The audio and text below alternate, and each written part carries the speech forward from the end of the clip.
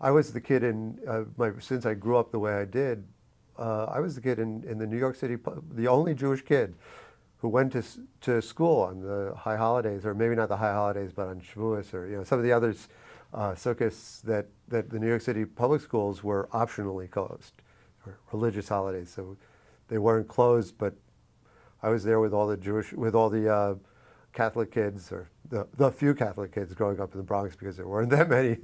Most of the others went to the parochial schools, or the black kids, or the Hispanic kids, and me. Because my parents said, if you're not going to Shul, you're going to go to school. We weren't going to Shul.